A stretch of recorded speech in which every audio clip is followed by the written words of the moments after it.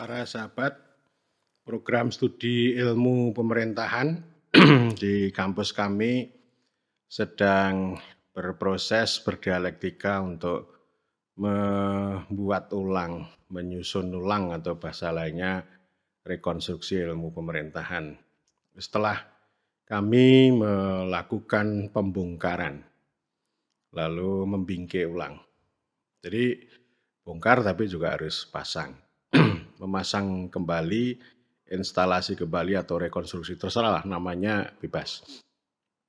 Yang penting apa yang harus dijadikan landasan, pijakan untuk melakukan remaking ya terhadap ilmu pemerintahan. Tentu yang pertama kami sudah melakukan falsifikasi, sudah melakukan kritik terhadap banyak hal yang sudah dilakukan oleh para ilmuwan pemerintahan. Dan saya secara khusus juga sudah membongkar upaya-upaya yang sudah dilakukan oleh ilmuwan sebelumnya. Misalnya saya sudah melakukan review terhadap kerja rekonstruksi ilmu pemerintahan baru kibernologi yang dibuat oleh Profesor Talisi Duhundraha, guru besar IPDN ya, mendiang beliau. Kemudian yang kedua tentu harus melihat sisi filsafat ilmu pengetahuan. Kalau yang positivisme biasanya pakai ontologi dulu.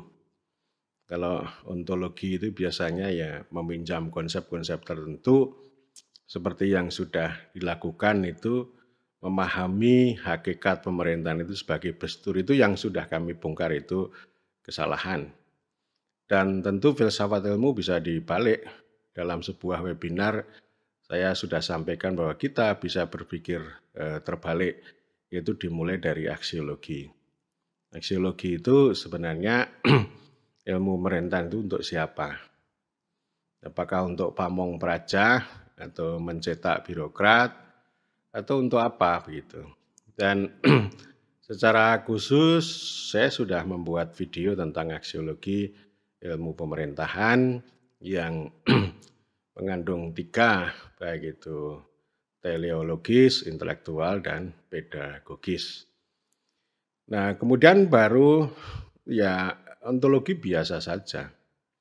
Ya misalnya pemerintahan ya, pemerintahan, ilmu pemerintahan adalah ilmu yang mengkaji pemerintahan. Nah setelah itu kita ini menguraikan apa itu pemerintahan dan tentu ini dialektika. Jadi artinya ini bukan satu sekuen ontologi dulu, epistemologi baru kemudian aksiologi. Tapi itu saya kira dialektis. Jadi kalau kita memulai dari aksiologi ilmu pemerintahan untuk siapa, misalnya kan saya berlandaskan pada sila keempat Pancasila, yaitu itu pintu masuk bagi kita untuk aksiologi maupun juga ontologi dan sekaligus epistemologi. Bahwa pemerintahan itu adalah kerakyatan yang dipimpin oleh hikmat, kebijaksanaan dalam permusyawaratan perwakilan. Itu yang saya kira bisa menjadi pintu masuk, memang itu normatif. Nah tugas ilmu itu mengurai. Nanti ada berbagai konsep, ada berbagai perspektif yang bisa mengurai itu lebih jauh dan tentu harus kita buat lebih relevan. Jadi ada misalnya Woodrow Wilson melakukan Amerikanisasi terhadap tradisi administrasi di Eropa, termasuk kameralisme Jerman. Jadi maksudnya begini ya, Amerikanisasi itu pertama subjeknya kan harus hadir. Ya subjeknya siapa? Subjeknya ya orang Amerika, termasuk Woodrow Wilson itu dia melakukan Amerikanisasi, dan yang kedua Amerikanisasi itu artinya harus disesuaikan dengan konstitusi. Maknanya seperti itu. Itu artinya Amerikanisasi itu sebuah dialektika secara aksiologis, epistemologis dan juga ontologis gitu. Jadi bukan berarti melakukan Indonesianisasi itu bukan hanya sekedar etimologis, bukan sekedar menerjemahkan, satu ya, bukan sekedar menerjemahkan Bestur menjadi pemerintahan. Itu salah itu. Kemudian yang kedua, secara epistemologi memahami pemerintahan dengan Bestur. Itu juga salah besar. Yang itu diajarkan termasuk yang disebut legenda Profesor Suargono itu kan memahami maupun mengepistemologi ilmu pemerintahan itu dengan kacamata Bestur ya. Jadi secara etimologis, ontologi dan epistemologi sampai aksiologinya ya Bestur Kunda itu. Nah menurut saya ini ini cacat, ini ya itu krisis betul, krisis ilmu pemerintahan sehingga hal-hal seperti itu memang harus kita lihat kembali dan sekaligus nanti ketika kita membuat remaking atau membuat ulang ilmu pemerintahan itu pertama ya kita berpikir tentang Indonesianisasi itu terutama dimulai dari pintu aksiologi. Tapi ada satu hal yang tidak kalah penting dan itu nanti tentu relevan dengan pertanyaan aksiologis, ya, yaitu politik pengetahuan. Tidak hanya ilmiah, ya, tidak hanya ilmu pengetahuan yang terlalu ilmiah. Gitu. Kalau kita membuat pertanyaan ilmu pemerintah untuk siapa itu sebenarnya bisa bermakna aksiologis, tapi juga bisa bermakna politik pengetahuan. Politik pengetahuan itu apa? Ya bisa ideologi lah, bisa esme itu. Kita mengambil posisi ya. Jadi kalau misalnya ada Profesor Talisi Duhundraha, dia merekonstruksi ulang itu dengan back to basic, dengan Reger Gunde, dengan Bestur Gunde dari sana, kemudian dipadukan dengan tata kelola dan reinventing government, itu juga posisi, itu juga politik pengetahuan, itu juga esme.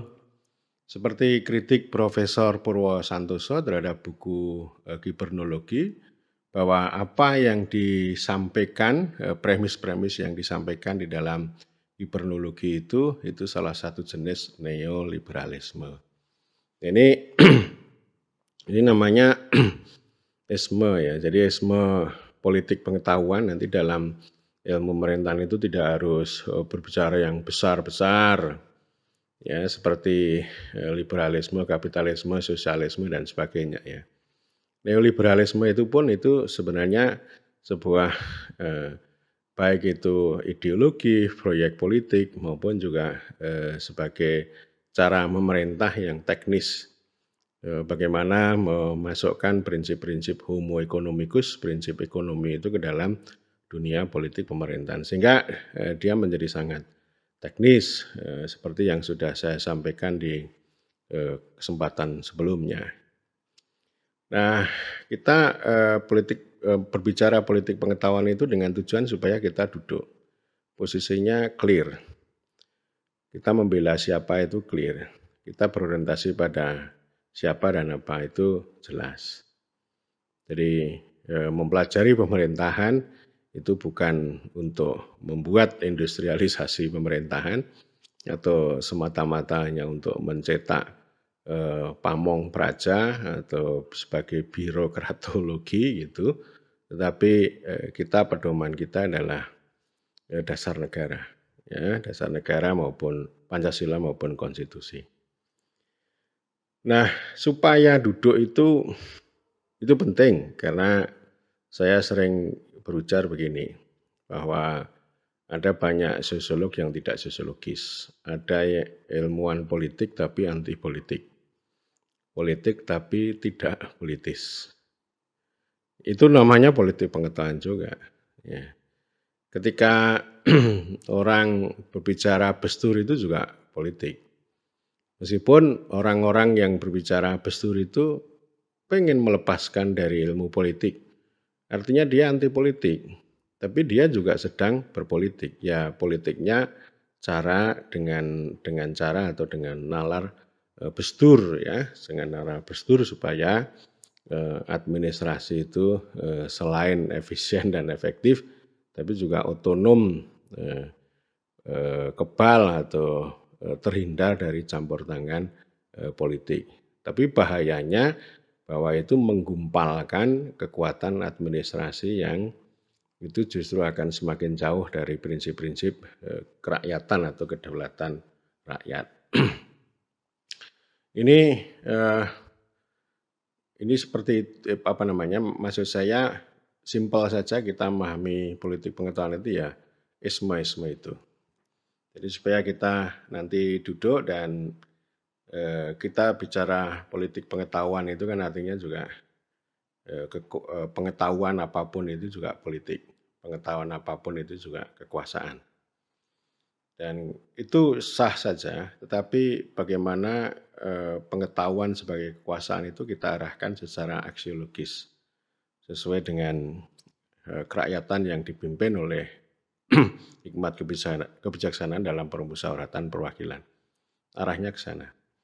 Nah, lalu politik pengetahuan macam apa yang relevan dengan itu? Lalu politik pengetahuan macam mana yang tidak relevan begitu?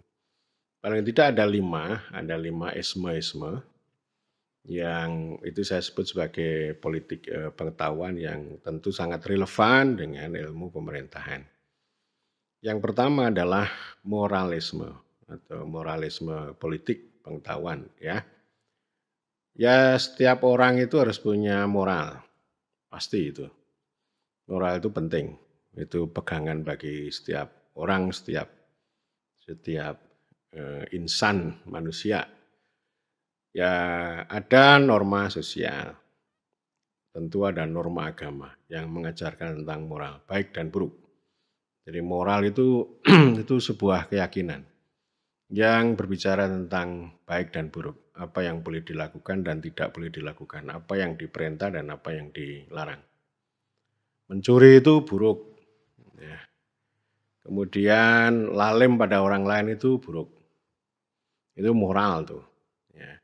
Artinya dia harus melekat pada setiap orang dan itu diharapkan punya dampak publik. Jadi ini kan moral itu ranah privat yang diharapkan punya dampak publik. Ketika orang itu hidup di masyarakat atau memegang pemerintahan, maka moralitas yang dia bawa itu punya kebaikan, punya kebajikan bagi orang banyak maupun bagi institusi. Tetapi moral itu bisa absurd ya kalau kita bawa ke ranah publik. Ini kan ranahnya ranah privat. Kalau ranah publik itu semua dikerangkai dengan moral itu namanya moralisme. Moralisme itu artinya kecanduan moral. Jadi ini sudah istilahnya moral itu baik tapi tidak duduk, tidak pada tempatnya. Memang ada juga orang-orang yang secara pribadi itu moralnya baik, agamis, religius, tetapi secara publik jelek gitu. Ada juga punggawa yang itu tidak sedikit jumlahnya, itu sangat baik di masyarakat, religius, terhormat, terpandang. Dalam literatur antropologi disebut sebagai pusat teladan bagi masyarakat, bagi orang banyak. Tapi kalau dia di organisasi, di kantor, lalemnya minta ampun. Lalem itu ya sewenang-wenang kejam terhadap anak buah. Kemudian juga kemaruk ya, kemaruk itu apa ya, rakus, serakah. Tidak jarang orang yang meminta setoran dari anak buahnya. Kalau ini eselon 2 ya memaksa para eselon 3 itu dengan bilang begini, pokoknya saya nggak mau tahu cara kalian. Kalian harus mengusahakan saya memperoleh penghasilan tambahan sekurang-kurangnya 80 juta sebulan. Misalnya begitu. Ya, lalu lalem banget. Tapi pejabat yang bersangkutan itu kalau di masyarakat baiknya minta ampun. Baik sekali dia. Ya, jadi ini artinya orang ini moralitas pribadinya itu mungkin baik gitu ya, budiman gitu ya, religius gitu. tapi di publik jelek. Artinya artinya moralitas pribadinya itu tidak ngefek ya, tidak ngefek ke dunia publik gitu. Di sisi lain juga ada orang yang sangat moralis, sangat baik. Tapi dia ketika memimpin organisasi, bahkan memimpin pemerintahan yang besar setingkat kabupaten, dia tidak banyak berbuat secara publik. Selalu mengatakan bahwa yang penting saya selamat. Pokoknya ngomong begini, saya dulu itu cuma guru SMP kok bisa menjadi bupati, itu kan prestasi luar biasa. Makanya yang nomor satu yang dijaga betul harus selamat, menjaga moral, harus bersih, harus itu. Sehingga kecanduan moral itu menghambat apa namanya reformasi, membuat dia tidak berani melakukan hal-hal yang barangkali agak ini ya, agak abu-abu wilayahnya, atau diduga nanti mengarah pada korupsi gitu ya. Meskipun tindakannya itu betul-betul dinilai ya itu bermanfaat untuk orang banyak. Itu saya sebut sebagai pemimpin yang konservatif. Yang penting selamat. Dia bukan risk taker, dia bukan pemimpin yang mengambil resiko. Padahal kalau mau melakukan perubahan itu ya harus mengandung resiko. Kenapa? Karena memang seluruh hal yang dihadapi, struktur yang dihadapi, perilaku yang dihadapi itu sudah menggumpal, sudah dibentuk baik itu oleh moral maupun oleh hukum, oleh peraturan, oleh banyak hal ya. Ya termasuk protokoler ya. Saya kan sering mengatakan bahwa protokoler ini kan sebuah kayak asal-usulnya sebenarnya soal etika untuk menjaga kewibawaan pejabat. Tetapi dalam praktek yang namanya protokoler itu kan digunakan untuk memblokade hubungan antara pemerintah dengan rakyat. Itu tadi. Jadi akhirnya kan dia konservatif. Peranannya bukan protecting dan distributing pada rakyat, tetapi menjaga order. Jadi mengawetkan, menjaga harmoni. Tidak ada perubahan yang berarti gitu. Jadi meskipun menjadi pejabat selama 30 tahun atau menjadi bupati selama 10 tahun, itu seakan-akan hanya 1 tahun yang diulang 30 kali atau 1 tahun yang diulang 10 kali. Ya. Tidak ada perubahan yang besar gitu. Yang berarti itu karena konservatif dan karena konservatif itu tadi terjerat oleh moralisme yang sudah menjadi norma, baik itu menjadi norma birokratik ya, atau menjadi norma hukum ya, sehingga yang disebut hukum positif itu akhirnya justru menghalangi para pemimpin untuk menjalankan prinsip kerakyatan atau kedaulatan rakyat. Itu banyak yang bupati seperti itu yang saya jumpai gitu. Sulit sekali ya melakukan perubahan yang berarti itu. Akhirnya intinya menjadi pemimpin itu hanya menjaga order, ya, menjaga tatanan yang sudah ada sambil berpegangan pada moral, entah itu moral dari agama atau moral dari norma-norma sosial atau dari hukum atau dari peraturan. Ya. Nah, kemudian kalau ini kecanduan moral atau moralisme ini selain ada di praktek seperti itu, kalau di ilmu pemerintahan apa yang terjadi? Ini ada 2 yang saya soroti. Yang pertama ada di ilmu pemerintahan itu ada mata kuliah etika pemerintahan. Saya tidak ngerti isinya apa. Tetapi nada-nadanya beda tipis antara moral sama etika itu. Meskipun etika itu sebenarnya adalah cabang filsafat yang mempelajari menganalisis tentang penggunaan moral. Jadi dia bukan moral sebenarnya. Tetapi dalam praktek kan itu beda tipis. Akhirnya kan kalau moral bicara baik dan buruk, etika juga bicara patut dan tidak patut, elok dan tidak elok, baik dan buruk. Jadi bicara hitam putih gitu. Yang kalau yang buruk itu hitam, yang putih itu baik begitu. Jadi saya tidak tahu persis isi dari mata kuliah etika pemerintahan. Karena waktu kuliah S1 saya juga tidak memperoleh itu dan sekarang saya juga tidak begitu tertarik gitu ya. Nah, poin saya begini. Mengapa ilmu pemerintahan itu mempelajari etika pemerintahan tetapi tidak mempelajari politik pemerintahan? Ada mata kuliah etika pemerintahan tapi tidak ada mata kuliah politik pemerintahan. Padahal kan realitasnya pemerintahan itu kan dibentuk oleh politik, bekerja secara politik. Nah, tetapi kok etika yang ada. Nah, berarti ini kan maksudnya bahwa bahwa pemerintahan itu, ini kan pemerintahan itu kan ranah publik gitu ya, ranah publik ya, harus bekerja dengan prinsip-prinsip etika, dengan moral tadi begitu. Ini artinya sebenarnya memaksakan moralitas pribadi itu dibawa ke dalam ranah publik. Ya, padahal maknanya menurut saya itu bahwa setiap orang siapapun itu harus punya moral, punya pegangan supaya dia punya integritas ketika termasuk dia memimpin pemerintahan. Artinya diharapkan moralitas pribadi itu punya dampak pada moralitas publik. Tapi kan prakteknya tidak begitu ya. Nah, jangan-jangan gitu ya. Jangan-jangan etika pemerintahan itu bertentangan juga dengan prinsip kerakyatan yang dipimpin oleh hikmat kebijaksanaan dalam permusyawaratan perwakilan yang menjadi jantung pemerintahan.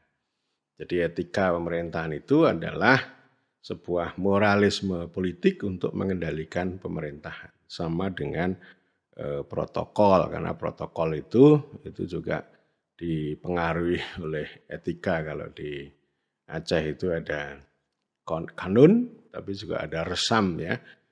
Resam itu lebih banyak berbicara protokol yang dulu diprakarsai oleh Laksamana Nurmahayati ya, saya lupa namanya ya. Jadi seorang laksamana perempuan yang hebat pada zaman Sultan Iskandar Muda yang hebat itu ya. Jadi ini hukum sama etika ya. Jadi resam itu etika, kalau kanon itu adalah hukum.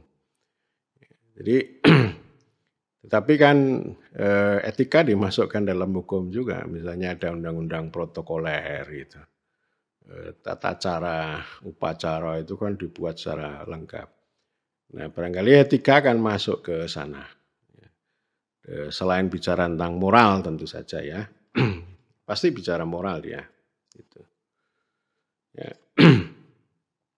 Itu etika pemerintahan. Mungkin suatu saat saya akan membaca juga isi etika pemerintahan itu apa. Nanti kalau sudah saya baca akan saya lihat gitu ya. Kemudian yang kedua, saya mengacu pada kritik Profesor Purwo Santoso terhadap studi epistemologi politik pemerintahan, yaitu pendekatan patologi ya. Jadi melihat realitas itu dipandang dengan moral. Jadi kalau ini contohnya ya begini, kalau namanya politik uang itu pasti akan dipandang dengan moral dulu. Pemekaran daerah dipandang dengan moral dulu. Jadi orang itu langsung melihat kalau dilihat agak bertentangan dengan moral itu, lalu yang dianggap jelek itu dianggap hitam, lalu perspektif moral itu dianggap putih, dianggap baik dan benar. Jadi ya politik uang itu jelas melanggar hukum, karena hukumnya nggak begitu. Jelas dia melanggar moral, itu menjual diri, sehingga disebut amoral, bejat dan sebagainya. Saya sudah berkali-kali bicara tentang ini. Tetapi, saya akhirnya kan dengan, suara atau aspirasi atau narasi penambang pasir di Merapi, saya jadi berpikir, ya, seorang penambang pasir ketika didatangi oleh seorang kandidat, lalu dia bilang begini, karena kandidatnya itu luar biasa lah, ngomong mau memperjuangkan rakyat, gitu, ya.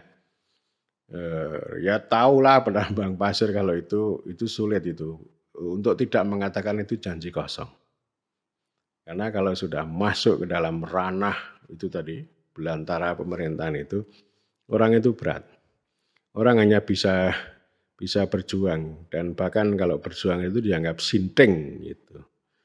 Nah, itu tadi penambang pasir bilang begini, "Lah wong kita menaikkan pasir aja dibayar, mosok ini menaikkan pejabat kok tidak dibayar?"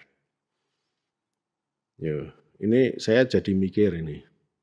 Masa omongan kayak gitu lalu diadili dengan moral, ya. Saya nggak tahu keseharian itu ya, jangan-jangan dia juga baik itu, religius juga dia gitu. Tapi kan begitu ya, tapi kan dia beda dengan korupsi dia. Dia tidak lalem, dia tidak punya kekuasaan untuk lalem pada orang banyak. Ya. Saya justru memahami, oh itu adalah negosiasi. Negosiasi pada elit. Jadi kalau elit datang ya kalau bisa ya dirampas. Mengapa mereka begitu? Ya karena memang pemerintah itu tidak dirasakan hadir ke sana. Apa yang disebut negara hadir itu tidak dinikmati oleh mereka.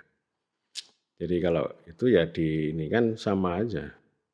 Kalau bahasa awamnya ya siapa yang jadi sama aja. Ini kan artinya sudah ada distrust. Nah, daripada nggak dapat apa-apa ya dinego aja setiap ketemu elit seperti itu. Demikian juga dengan ini ya pemekaran daerah. Orang-orang moralis mengatakan ini moral hasad ini. Kalau orang daerah memekarkan ini moral hasad. Ini hanya untuk kepentingan elit aja ini. Kok begitu sih gitu ya. Jadi memang model sejak Majapahit, zaman Mataram itu begitu. Kalau orang pusat melihat daerah itu begitu. Nah sebaliknya orang daerah itu melihat kecewa, melihat pusat itu nggak peduli sama kami gitu. Sehingga menurut saya pemekaran daerah itu yaitu reclaim, itu merebut itu kesempatan bagi daerah untuk merebut supaya sumber daya pusat itu datang ke mereka. Gitu. Nggak ada hubungannya dengan efisiensi dan efektivitas pelayanan publik, tapi saya memahaminya itu negosiasi. Sama tadi penambang pasir juga negosiasi, pemekaran daerah harus dikatakan ini sebagai negosiasi. Nah, kemudian kan orang itu tertantang bagaimana kita memahami negosiasi itu bisa menjadi kekuatan untuk perubahan. Itu. Sekali lagi moral itu penting, tetapi kalau moralisme itu absurd, salah kaprah, tidak duduk, apalagi ketika dibawa ke ranah publik, ranah politik, ranah pemerintahan. Paling tidak secara keilmuan, kecanduan moral itu akan melemahkan epistemologi. Kita tidak bisa memandang realitas itu secara jernih, secara terang benderang. Kita tidak bisa melihat cara pandang subjek. Misalnya tadi ya subjek tadi itu penambang pasir. Kalau kita mau menganalisis jangan dari sini dong, tapi dilihat dari sana juga. Itu kan namanya epistemologi itu. Artinya sekali lagi kalau kecanduan moral itu akan melemahkan epistemologi ilmu pemerintahan. Dan barangkali krisis epistemologi, krisis ilmu pemerintahan selama ini terjadi karena kecanduan moral. Dan etika pemerintahan itu memberikan sumbangan terhadap itu. Ya. Kalau moral itu mau kita kaitkan dengan aksiologi, maka ini ada satu buku yang saya baca. Ada buku siapa ini ya? Nggak kelihatan dari situ ya. Oh, begini ya. Begini, ini buku ditulis oleh Ian Shapiro, Asas Moral dalam Politik. Ya. Jadi dia tidak ngomong soal tadi, soal moral yang sudah saya bicarakan tadi. Tapi inti asas moral dalam publik, dalam politik, dalam pemerintahan itu adalah legitimasi. Meskipun nanti sudut pandangnya itu berbeda-beda, orang melihat legitimasi itu. Ada juga orang yang melihat legitimasi itu dengan cara moralisme, ada juga. Tapi Shapiro ini kan menguraikan ini ada beberapa sudut pandang, entah itu dari utilitarianisme, gitu ya, dari Jeremy Bentham, ya, kemudian dari tradisi Marxis. Misalnya begini dia, dia mengutip buku atau karya Jeremy Bentham, ini seorang filsuf utilitarianisme yang hidup pada tahun 1748 sampai 1832. Karya Bentham itu berjudul Introduction to the Principle of Moral and Legislation. Jadi pengantar prinsip-prinsip moral dan legislasi. Tahun 1789. Ini bersamaan dengan Revolusi Perancis ini. Ini yang buku ini menurut Shapiro menjadi rujukan tradisi utilitarian, gitu, dan menekankan aspek moral di dalam dunia politik pemerintahan. Shapiro bilang begini, para utilitarian menjawab pertanyaan kita dengan satu varian klaim bahwa legitimasi pemerintah tergantung pada kesediaan dan kapasitasnya untuk memaksimalkan kebahagiaan. Apa yang dianggap sebagai kebahagiaan untuk siapa, bagaimana mengukurnya, dan siapa yang akan mengukurnya adalah beberapa isu kontroversial yang membedakan berbagai aliran. Ya, jadi paling tidak ini idealismenya itu kelihatan. Ngomong moral itu legitimasi, dan legitimasi itu ya dari publik ke privat, bukan dari privat ke publik. Ya. Terutama ini kesediaan, kesanggupan dan kapasitas pemerintah untuk membahagiakan orang banyak. Ya, itu legitimasi. Kemudian dari tradisi Marxis ya melihat legitimasi itu bisa diraih kalau tidak ada eksploitasi. Sehingga dia kan punya idealisme masyarakat tanpa kelas, entah sosialis atau komunis, itu artinya itu bisa membangun menghilangkan eksploitasi. Sehingga ini legitimasi bisa dibangun. Kalau dalam masyarakat kapitalis tentu problem eksploitasi, problem legitimasi ini akan selalu muncul gitu. Dan kita juga bisa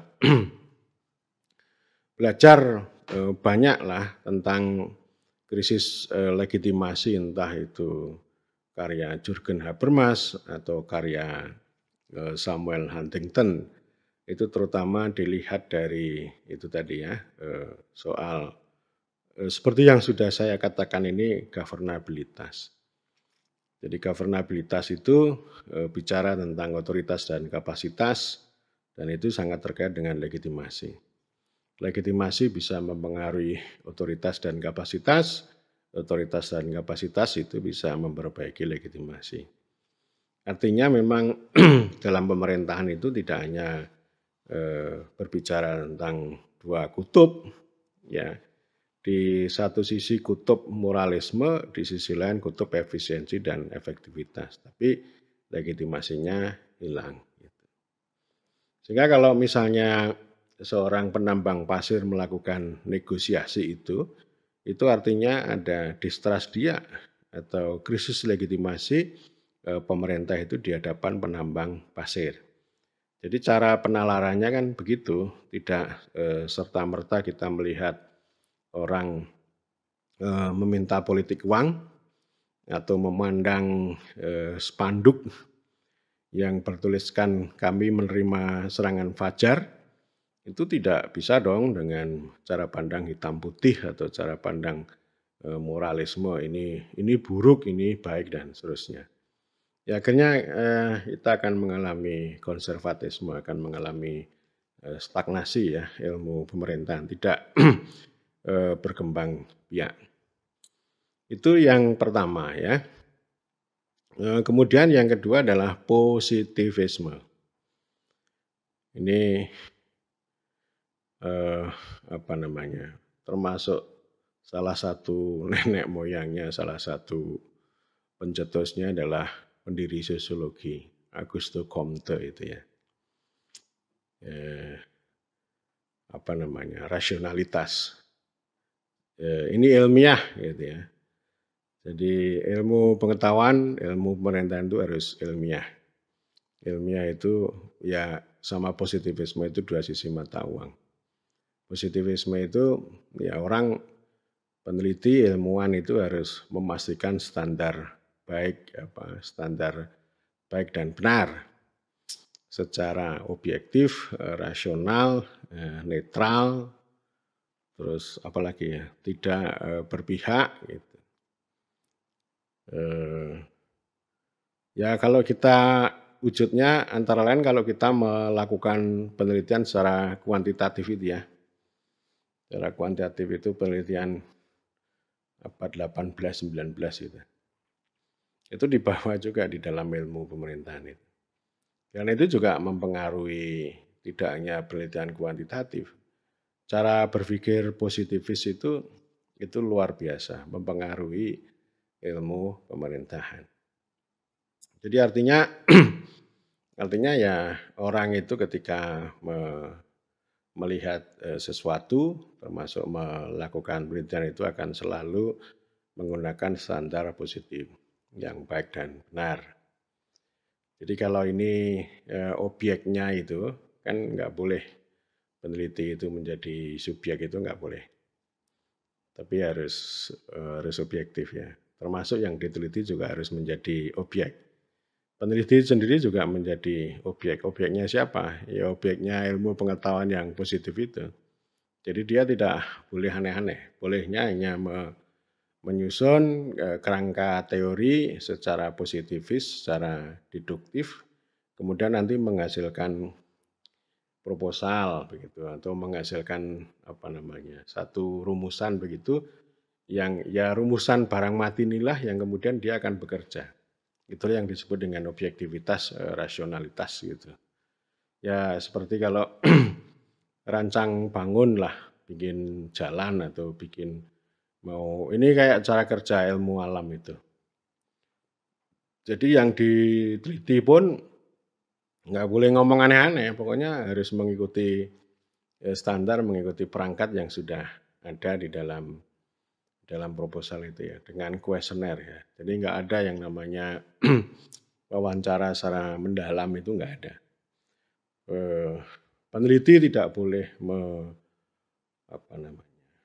menghadirkan aspirasi dan narasi lokal seperti penambang pasir itu.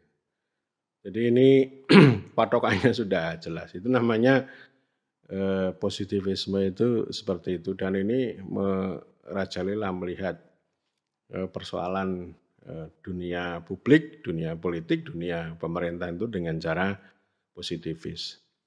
Dan positivisme memang tidak hanya diwujudkan dalam bentuk penelitian yang seperti itu tadi ya, tapi juga ada banyak perspektif.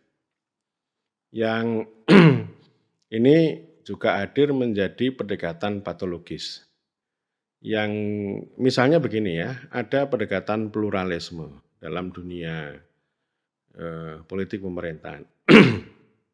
Pluralisme itu standarnya standar Amerika. Bahwa setiap setiap orang itu punya kesempatan yang sama untuk bertarung. Kemudian negara itu cukup menjadi wasit. Itu namanya pluralisme. Pokoknya seperti sepak bola lah.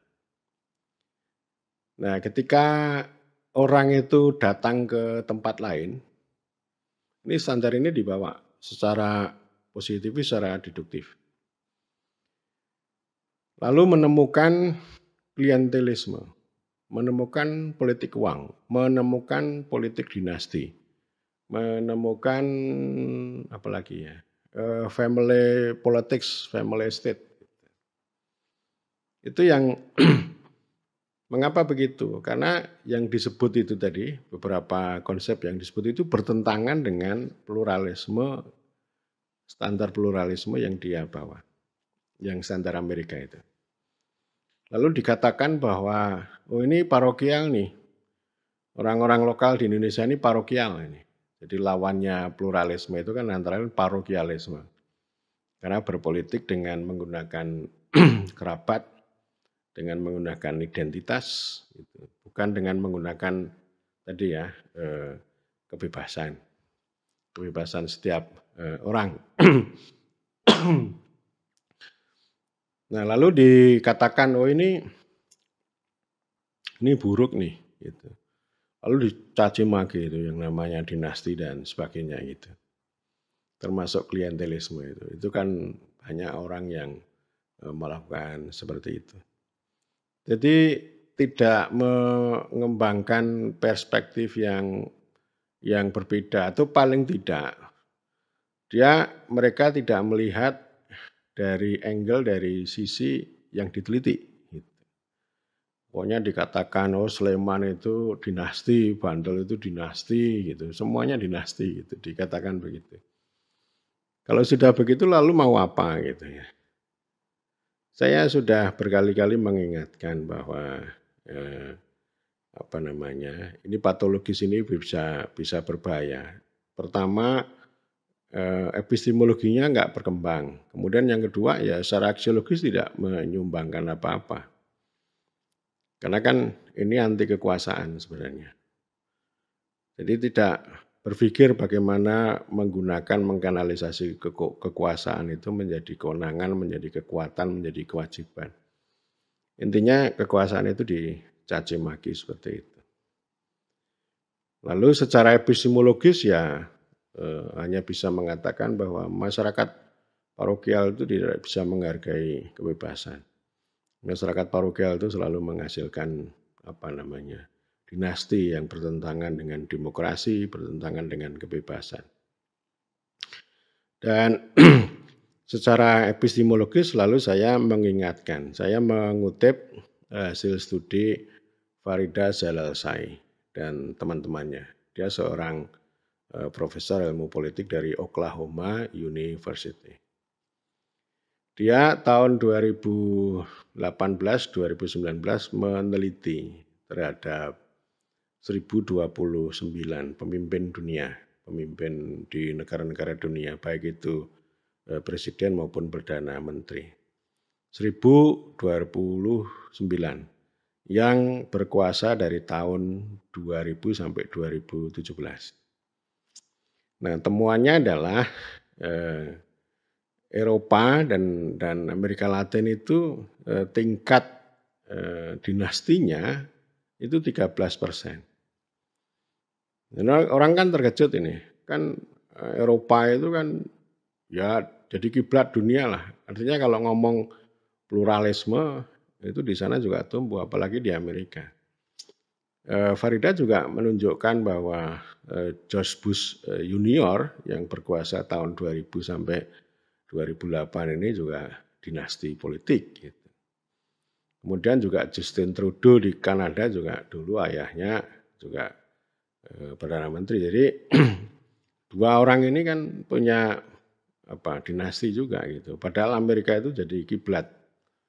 Jadi kiblatnya pluralisme gitu.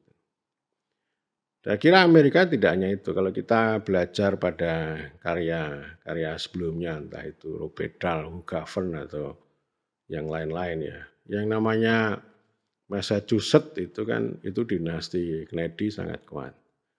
Ada banyaklah dinasti tidak hanya Kennedy, Bush juga dinasti yang lain-lain itu biasa di mana-mana gitu.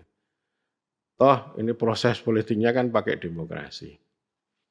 Untuk menjadi presiden, dari perdana menteri kan pakai pertarungan juga gitu. Ya, itu kan gampang aja kalau ini ada keluarga politik ya anaknya juga ikut politik. Kalau orang tuanya presiden, orang tuanya perdana menteri kan mau tidak mau ya berkah itu akan turun ke anak-anaknya. Mereka menjadi populer di mata orang banyak.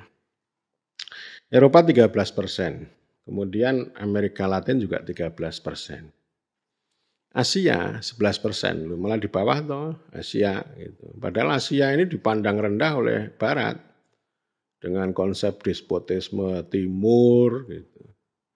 Jadi artinya kalau menggunakan sudut pandang Barat, Asia itu parokial dibanding Amerika, dibanding Eropa. Gitu. Yang lebih mengejutkan lagi Afrika, itu hanya 9%. Ya. Para presiden perdana menteri yang berkuasa sepanjang 17 tahun itu, ya tentu berbeda-beda. Itu hanya 9% yang punya kaitan dengan dinasti politik. Padahal kalau menurut standar Barat ya Afrika itu kan lebih mengerikan gitu ya.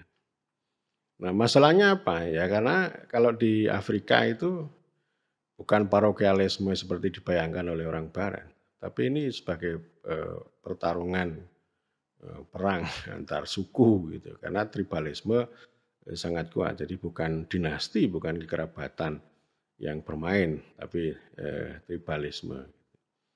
Ya artinya artinya kesimpulannya begini. Dinasti politik itu terjadi juga di dalam masyarakat yang sangat pluralis gitu ya, sangat demokratis yang jadi kiblat seperti di Eropa maupun di Amerika Utara. Oleh karena itu bagi saya itu hal yang biasa, tidak terlalu istimewa. Ini ini cacat pluralisme, pendekatan pluralisme. Kemudian ada juga pendekatan elitisme. Elitisme itu melihat bahwa ya semua ranah ruang politik pemerintahan itu akan dibajak oleh segelintir orang, segelintir elit itu. Nah ini antara lain memunculkan ada konsep oligarki, kemudian ada apalagi strong man gitu, local bossism, elite predator gitu. Terus apalagi ini juga sangat populer ini di Indonesia studi semacam itu. Ya, itu bagi saya nggak ada sumbangannya, baik sumbangan epistemologis maupun aksiologis gitu. Ya kan hanya ngomong begitu. Saya sering mengatakan juga ini studi-studi semacam itu kalau orang yang menyukai gitu kemanapun akan begitu. Studi disertasi saya banyak mengkritik itu ya. Jadi tidak kemudian begitu mudah untuk mengatakan bahwa setiap bupati itu despot, setiap bupati itu predator. Kan tidak semudah itu. Ternyata ada dinamika yang memang harus diteliti secara lebih dalam. Ya, ada perjalanan selama 10 tahun itu ya ada naik turun ya, yang itu harus didalami. Ya. Paling tidak penting untuk melihat dari sisi perspektif subjek yang diteliti. Itu saya kira positivisme juga ya, elitisme, pluralisme. Gitu. Demikian juga meneliti kepala desa. Kepala desa dianggap despot, dianggap merampas, itu, elite capture gitu. Ya itu studi nggak ada gunanya itu.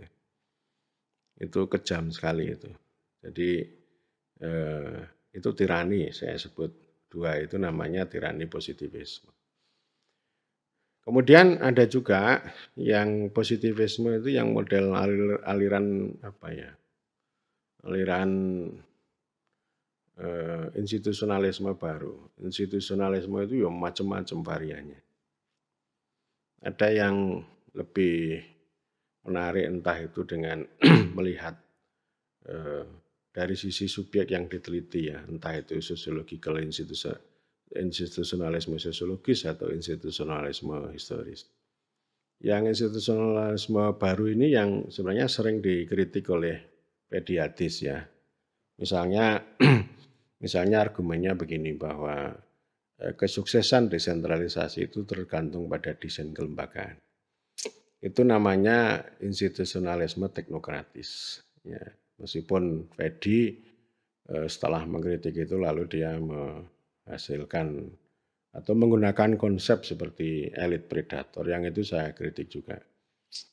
Jadi meskipun karyanya banyak gitu, tapi sumbangannya ya sumbangannya pada karya itu, tapi sumbangan terhadap pemahaman yang lebih jernih, lebih baru, dan juga memberikan sumbangan untuk perubahan itu juga tidak muncul. Yang institusionalisme teknokratis itu ya governance, termasuk good governance, termasuk smart village, smart government, digital government gitu. Jadi itu sangat positifis banget itu. Jadi itu semuanya ada konsep, ada merek dagang begitu, lalu ada indikator-indikator yang baik, lalu digunakan untuk melihat termasuk untuk meneliti. Ya. Nanti kalau yang diteliti nggak sesuai dengan ukuran yang dia punya itu disebut bad, disebut jelek gitu. Jadi yang baik itu apa yang dia pikirkan. Ya.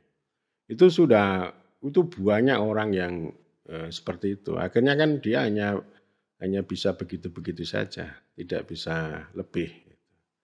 Kalau Profesor Purwo mengatakan ya orang-orang itu kan gagal untuk melakukan engagement, pelibatan diri terhadap dunia empirik. Jadi secara epistemologis itu gagal menangkap realitas secara lebih utuh, secara lebih baik, dan secara aksiologis mereka gagal untuk terlibat. Jadi hanya berjarak terus gitu ya. Penelitinya tidak dalam juga, gitu. Manfaatnya juga tidak banyak. Gitu. Positivisme itu ciri khasnya begitu, tapi itu diklaim ilmiah. Gitu. Dan yang begitu-begitu itu disukai oleh teknokrat. Meskipun cara pandang Fedi Hadis dengan cara pandang institusionalisme teknokratis itu berbeda. Fedi banyak mengkritik begitu, tapi nanti ada titik temunya. Bahwa studi-studi yang berbicara politik dinasti, berbicara tentang klientelisme, berbicara tentang penyerobotan elit, berbicara tentang predator elit itu sangat disukai oleh Jakarta. Jadi Jakarta memperoleh legitimasi, memperoleh keabsahan. Ini loh, penelitian sudah banyak. Ini moral hasad daerah itu begini, korup sama pemekaran. Jadi jangan mohon dimaklumi kalau kami mengatur daerah itu secara ketat. Itu bukti penelitian sudah banyak. Artinya apa? Artinya penelitian yang positivisme itu membenarkan kolonialisme, membenarkan teknokratisasi, birokratisasi, teknikalisasi terhadap berbagai subjek. Apalagi kalau bicara uang, ya, daerah, desa, siapapun yang dikasih uang itu akan selalu diikuti dengan cara pandang ini pasti dirampas nih. Gitu. Karena itu diciptakan rigid mungkin bagaimana kendali atas itu. Ya, sehingga inilah yang sering saya katakan pertengkaran antara uang rakyat dan uang negara akan selalu terjadi. Uang negara kemanapun pergi akan diikuti oleh teknokratisasi dan birokratisasi. Jangan sampai uang negara itu akan dikerangkai dengan demokrasi. Karena kalau dikerangkai dengan demokrasi, menurut mereka akan dibajak oleh moral hasad itu. Ya, jadi itu yang sudah bolak-balik saya katakan, positivisme itu ya begitu itu, sehingga saya sangat anti pada positivisme, termasuk penelitian-penelitian yang entah menggunakan smart village atau good governance atau elit predator, elit capture, dinasti politik, oligarki, dan sebagainya.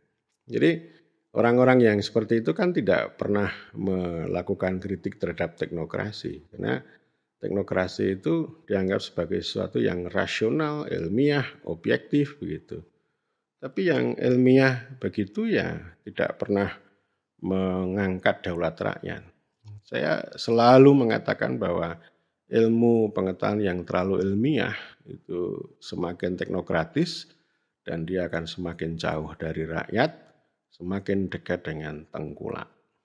Jadi tengkulak ya bisa tengkulak lokal maupun tengkulak global gitu. Dan mereka hanya bisa menjadi penjual obat atau penjual merek dagang yang tidak mendukung emansipasi kekuatan rakyat maupun kekuatan lokal. Yang ketiga adalah politik manajerialisme. Ini turunan dari positivisme atau saintisme. Jadi mereka manajerialisme ini mengatakan bahwa pemerintahan itu harus dipahami, harus dikelola dengan prinsip-prinsip saintifik, harus rasional, harus objektif, harus menekankan pada efisiensi dan efektivitas. Mereka tidak suka pada negara hukum, pemerintahan rakyat, pemerintahan konstitusional.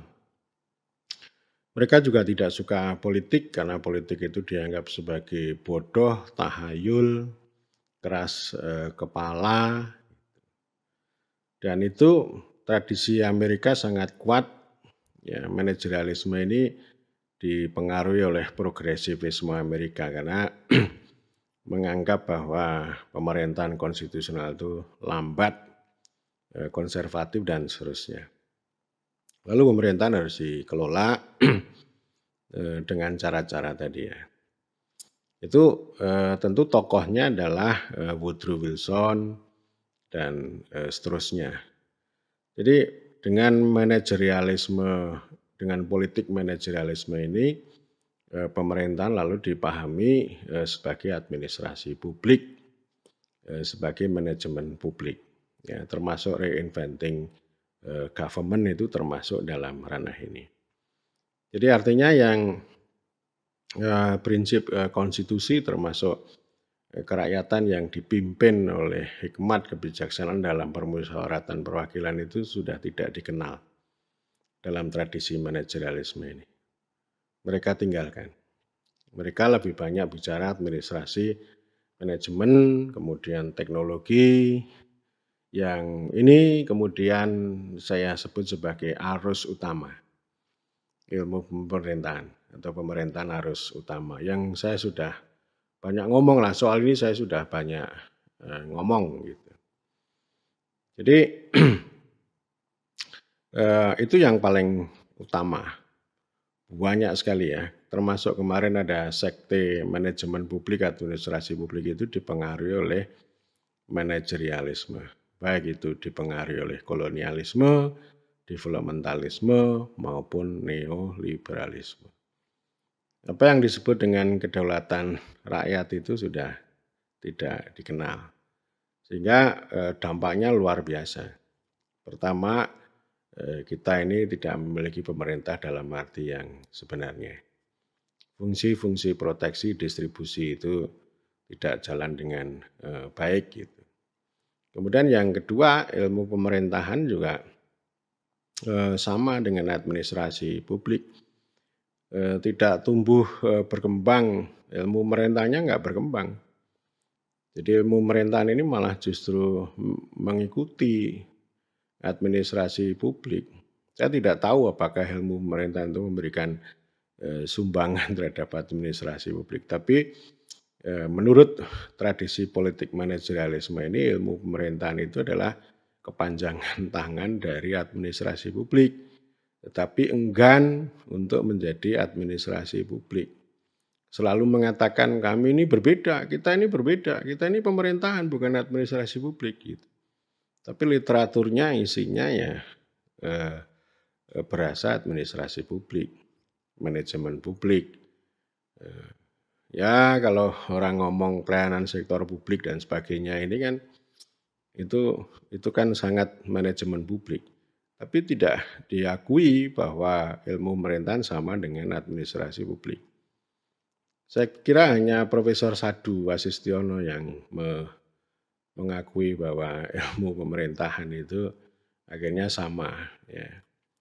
Entah itu objek-objek yang dikaji maupun paradigmanya. Apalagi Profesor Sadu itu berdiri mengambil pasang badan lah ilmu pemerintahan, ilmu yang mengkaji tentang hubungan antara yang memerintah dengan diperintah dalam konteks pelayanan dan kewenangan. Jadi tambahnya kewenangan, tapi intinya adalah pelayanan. Memang pemerintahan itu melayani dan melindungi. Ya. Tapi kan kita kan tidak sesederhana mengatakan bahwa pelayanan itu hanya soal administrasi dan manajemen. Di sana juga ada politik. Gitu. Nah sebaliknya memang aliran manajerialisme ketika mengejar pelayanan itu memang sengaja memisahkan politik. Jadi politik itu malah justru mengganggu proses pelayanan seperti itu. Dan ini debat yang luar biasa kok kalau di Amerika itu antara aliran pemerintah konstitusional dengan pemerintah big yang big government, mohon maaf termasuk yang negara administratif itu. Itu luar biasa ya. Dan dampak yang lain lagi ini ilmu semacam itu menghasilkan apa yang disebut dengan Michael Lynn itu sebagai elit manajerial perkotaan. Ini mereka itu bukan penjaga republik tapi penjaga kapitalisme. Itu di mana-mana ya. Ini kan saya pernah mengutip buku itu ya, The New Class War ya, perang kelas baru. Ini terutama munculnya itu elit manajerial itu, yang itu dipupuk oleh tradisi progresivisme, gerakan teknokrasi, gerakan manajemen publik gitu ya. Termasuk yang saya bicarakan di video yang lain itu kemunculan negara pengatur ya. Negara pengatur itu antara lain juga menghasilkan kelas-kelas perkotaan manajerial itu yang lebih dekat pada kekuatan pasar global daripada petani, daripada buruh begitu. Ya, jadi ya, ini kan itu babak baru perang kelas itu. Kalau dulu ya perang kelasnya antara buruh sama majikan. Tetapi kalau sekarang ya yang menjadi pemenang itu adalah kelas elit manajerial yang ini diproduksi oleh ilmu-ilmu saintis tadi ya, scientific tadi ya, termasuk administrasi publik, manajemen publik, ekonomi dan sebagainya. Dan Michael Lynn juga menyoroti mengapa populisme itu berkembang di dunia. Itu karena respon itu tadi, karena respon terhadap teknokratisme, manajerialisme, kemudian elit manajerial yang berkuasa, yang jauh dari rakyat, bahkan nanti pada rakyat. Sehingga ini kekuatan populis ini kan ingin melompati ini ya, kelas ini ya. Tapi dia tidak sanggup mendobrak itu tadi, mendobrak struktur yang sudah menggumpal. Jadi dia dengan cara yang dikritik juga oleh orang-orang yang anti itu tadi ya, yang anti populis itu ya. Ya memang ada banyak kelemahannya. Tapi menurut saya lebih mending populis daripada yang elit manajerialis begitu. Ya, karena ini pertarungan. Jadi pemerintahan itu sekarang menjadi arena pertarungan bagi kaum populis maupun kaum manajerialis. Gitu. Yang ini sama-sama ini belum memberikan sumbangan untuk pembentukan pemerintah dalam arti yang sebenarnya. Meskipun mereka memanfaatkan pemerintahan itu sebagai arena kontestasi. Nah, oleh karena itu saya terus menerus menyampaikan kritik, bukan berarti manajemen tidak penting. Teknologi penting, manajemen penting, administrasi penting, tapi harus duduk. Sama juga tadi, moral itu penting, tapi harus duduk. Ya, jadi ya kalau moral ya legitimasi yang paling penting. Gitu. Kalau ngomong pemerintahan ya urutannya jelas. Pemerintahan adalah politik, hukum, administrasi, manajemen, dan teknologi. Jadi bukan dibalik atau dipotong. Kalau dipotong itu akan mengalami distorsi yang luar biasa. Ya memang administrasi itu bisa pemerintahan, tapi ketika orang itu hanya berhenti berhenti pada administrasi, maka dia akan melahirkan pemerintahan yang administratif. Sama juga kalau orang hanya ngomong manajemen ya itu hanya melahirkan pemerintahan yang teknokratik manajerial. Itu jauh dari prinsip-prinsip pemerintahan konstitusional, negara hukum, ke pemerintah yang berkedaulatan rakyat itu. Artinya kan ini kan soal manajemen administrasi dan sebagainya ini kan bias kota banget itu. Bias rakyat jelita kalau rakyat jelata petani itu kan yang dipikirkan kan bukan seperti itu. Termasuk yang digital government ya, ini kan dikejar terus itu. Bukan berarti digital tidak penting, tapi ketika dia menjadi digital government itu lalu dia menjadi politik, dia menjadi kekuasaan, menjadi ideologi gitu. Tidak semua hal bisa diselesaikan dengan pendekatan manajerial, administratif, dan juga teknologi gitu. Karena sebenarnya kan kalau penyelesaian ya penyelesaian politik. Jadi ini tiga hal ini kan sifatnya memberikan dukungan, jadi bukan sebagai backbone, bukan sebagai tulang punggung, tetapi sebagai supporting system atas pilihan-pilihan politik. Dan pilihan politik ini kan ruang ya, interaksi antara pemerintah dengan rakyat. Pemerintah yang dimandati oleh rakyat. Ya. Itu yang yang ketiga ya, manajerialisme ya. Jadi termasuk kibernologi itu manajerialisme, reinventing government itu manajerialisme, manajemen publik baru juga, good governance juga, digital government juga, government 4.0 juga demikian. Ini sudah menjadi realitas, sudah menjadi diskursif ya, praktek diskursif yang ini merambah di mana-mana. Itu yang ketiga, yang ini kita kritik 1, 2, 3 ini. Kemudian saya ingin menyampaikan poin keempat dan kelima ini yang sebaiknya ilmu pemerintahan itu harus berdiri, harus memilih. Yaitu yang keempat adalah idealisme politik ya. Idealisme politik itu tadi seperti pengalaman meskipun akhirnya mengalami distorsi, tapi Woodrow Wilson itu Amerikanisasi itu. Ya, jadi meliberasi Eropa dibawa dalam konteks yang lebih relevan di Amerika. Maksud saya dalam pengertian ini itu kita liberasi, kita sesuaikan ya idealisme itu ini sama dengan aksiologi ilmu pemerintahan. Seperti yang tadi saya sudah sampaikan di awal, ya idealisme kita itu ilmu pemerintahan itu adalah ilmu untuk rakyat, untuk warga.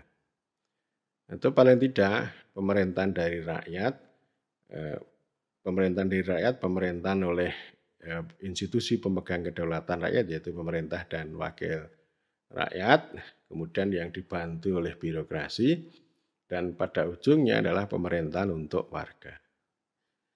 Dan ini saya kira ada sumbangan dari kalau di administrasi publik ada New Public Service. Ini ada sumbangan sebagian karena ketika saya membaca paham itu atau isme New Public Service itu, di sana ada spirit mendemokrasikan pelayanan publik.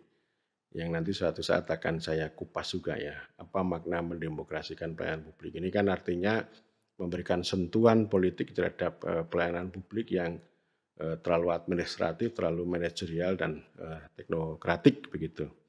termasuk yang sibuk berbicara pelanggan, pengguna, consumer gitu ya, jadi bukan sebagai warga gitu. Nah itu, idealismenya seperti itu dan itu saya kembalikan pada sila keempat Pancasila. Sila keempat, kemudian pada pembukaan Undang-Undang Dasar 45, pemerintah negara Republik Indonesia yang punya 4 tujuan, terus kemudian daulat rakyat, lalu negara hukum yang saya kira kita sudah banyak berbicara tentang itu. Negaranya hukum, pemerintahnya rakyat.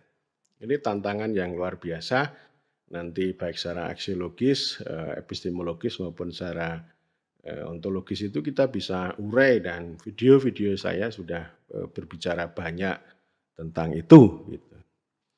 Ini idealisme, termasuk misalnya begini ya, idealisme itu ketika kita berbicara ilmu pemerintahan itu adalah berbicara mengenai siapa, memerintah apa, dan siapa,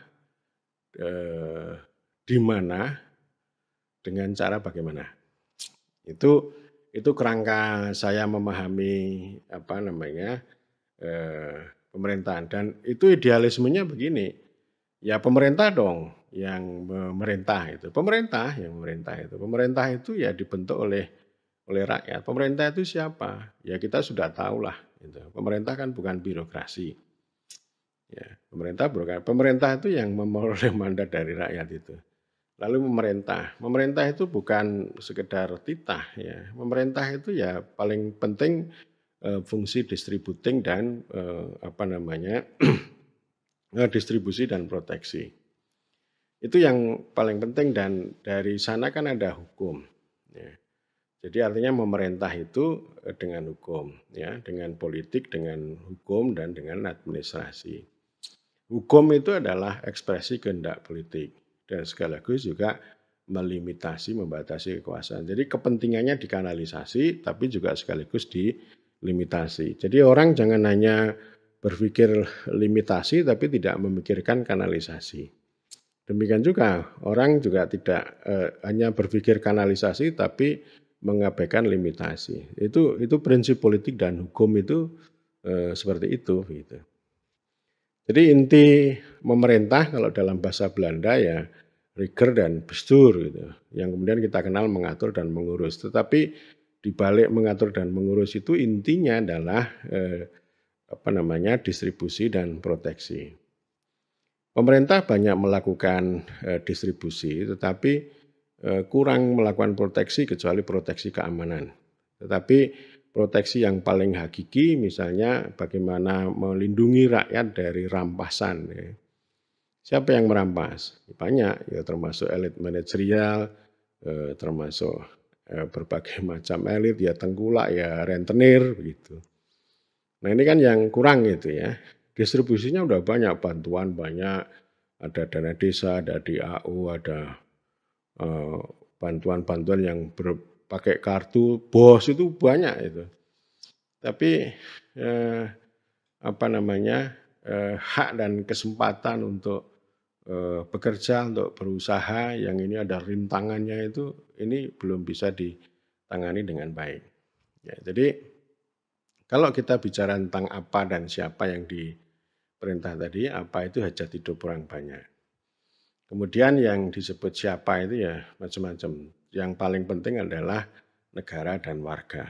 Jadi negara dulu yang diperintah oleh pemerintah, kemudian warga. Dan inilah ranah ya proses memerintah itu selain ada tindakan penting yang harus dilakukan oleh pemerintah yaitu distribusi dan proteksi, tapi juga ada proses interaksi.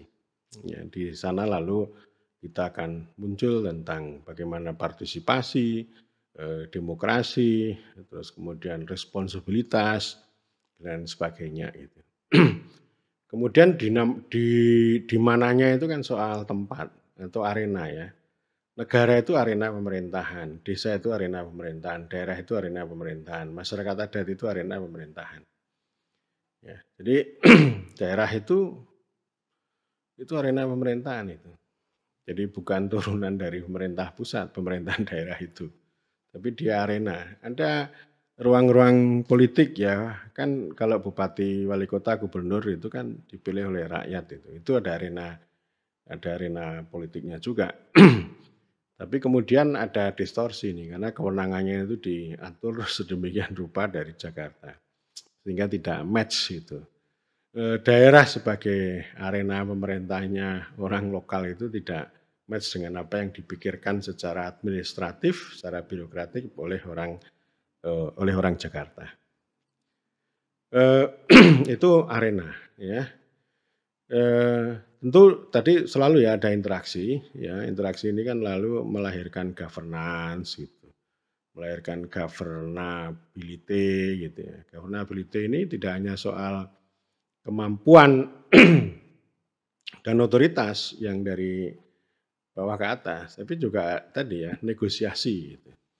Negosiasinya daerah pada pusat, negosiasinya penambang pasir pada elit gitu. Itu penting untuk dilihat. Ya, lalu bagaimana ya? Ya bagaimana cara memerintah? Ya tadi dengan hukum. Makanya kan kita ada negara hukum. Jadi hukum itu bukan peraturan. Hukum itu sebagai tadi ekspresi kehendak politik itu yang paling penting gitu. Kemudian juga dengan birokrasi yang itu koheren dengan administrasi dengan teknologi ini idealisme. Idealismenya begitu dan kita memahami dengan sebuah semesta ya, pemerintahan itu dengan semesta, entah itu dari sisi proses politik, hukum, dan administrasi maupun semesta 5G itu. Itu idealisme ya, G1, G2, G3, G4, G5. Ya, government, governing, governability, governance, lalu juga governmentality. Itu sebuah idealisme, tetapi yang kelima, kita kalau secara epistemologis, ya kita harus realis ya, realisme lah, politik realisme itu penting. Kita perlu melihat faktanya secara lebih secara lebih baik gitu, tidak dengan cara positivisme, tapi kita menangkap realitas itu secara utuh. Sebagaimana kita melihat pemerintahan itu seperti hutan ya, hutan semesta hutan itu, bukan hanya pohon-pohon yang ada di depan itu, tapi harus melihat secara utuh. Kita meneliti pemerintahan gitu, ya faktanya yang harus diungkap. Dan fakta itu tidak kemudian didefinisikan secara positivistik. Tapi kita perlu dengan pendekatan yang lebih interpretif, lebih naratif, atau lebih dengan analisis kontekstual. Sehingga kita bisa menemukan cara pandang, menemukan perspektif narasi terhadap subjek-subjek yang kita teliti. Tidak hanya didefinisikan oleh peneliti secara sepihak, secara positivis gitu. Kita perlu belajar bagaimana antropologi dan sosiologi ya. Maka penting bagi kita dengan realisme ini tantangan epistemologi yang luar biasa. Kita bisa meminjam antropologi, sejarah, sosiologi untuk membentuk perspektif atau teori pemerintahan. Dan langkah berikutnya bagaimana kita menggunakan pemerintahan itu sebagai perspektif untuk melihat entah itu hajat hidup orang banyak, relasi petani dengan pemerintah, relasi birokrasi dengan pemerintah, dan seterusnya. Ini saya kira realisme inilah yang nanti kita akan semakin kaya, semakin kuat perspektif kita. Jadi kita harus beyond melampaui yang moralisme, kemudian yang kedua adalah tadi positivisme, dan yang ketiga adalah manajerialisme. Kita penting dengan antropologi kita memperoleh kedalaman, dengan sosiologi kita memperoleh keluasan. Jadi tengahnya, kita tidak menjadi antropolog, kita tidak menjadi sosiolog. Tapi penting meminjam mereka, membentuk ya, gabungan itulah yang nanti kita akan menghasilkan metode analisis kontekstual. Yang itu bisa melampaui tadi ya, isme-isme yang itu justru melemahkan epistemologi termasuk ontologi dan aksiologi ilmu pemerintahan. Jadi ini tantangan yang luar biasa kita remaking ini. Ya, kalau saya kan bolak-balik menjadi kata kunci dalam remaking itu kita menghadirkan pemerintahan itu ya sebagai subjek maupun sebagai perspektif. Dan kita harus punya teori sendiri, tidak hanya meminjam manajerialisme atau meminjam teori-teori elit, teori dinasti politik itu ya, itu sudah nggak mutu itu. Tapi harus mengembangkan sendiri ya, seperti pengalaman saya memunculkan tentang konsep contentious reform ya untuk memahami dinamika politik pemerintahan daerah gitu ya. Jadi artinya kita datang ke sebuah daerah itu tidak semata-mata menghakimi bupatinya predator, bukan begitu. Tapi juga tidak mudah secara teknokratik, ini ada best practice itu. Ternyata ada dinamika itu ya antara dua sisi ini yang itu ditemukan secara kontekstual menjadi satu narasi yang lebih menarik yang saya namakan dengan contentious reform gitu ya. Saya kira begitu. Nanti kalau biasa kalau saya lihat kembali, saya refleksi, nanti kalau kurang akan saya tambahkan dan akan saya dalami pada materi-materi selanjutnya. Matur nuwun.